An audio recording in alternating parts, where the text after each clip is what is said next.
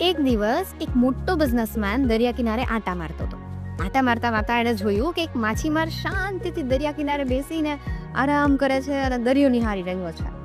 Businessman માછીમાર પાસે ગયો અને એણે કહ્યું કે ભાઈ તું કેમ બેઠો છે, માછલીઓ કેમ નથી પકડતો?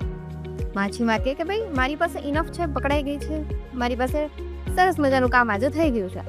બિઝનેસમેન કહે લે આ તે કેવી વાત, જા હજી વધારે માછલીઓ પકડ, હોળી લે, ફેક્ટરી નાખ, હજી મોટો બિઝનેસ બનાવો અને અમીર બની જા. માછીમાર કે પછી શું? પછી તું શાંતિથી મારી જેમ આ દરિયા કિનારે આરામથી એન્જોય કરી શકીશ. માછીમાર હસ્યો અને એને કહ્યું કે ભાઈ અત્યારે એ જ તો કરી રહ્યો છું. જો આમાંથી સમજવા જેવી વસ્તુ એ છે કે આપણી પાસે ઓલરેડી જે ખુશીઓ છે ને એને આપણે સમજી અને એક ક્ષણે માણવાની છે. વાટ નથી જોવાની કે ફ્યુચરમાં આ થશે તો હું આ કરીશ.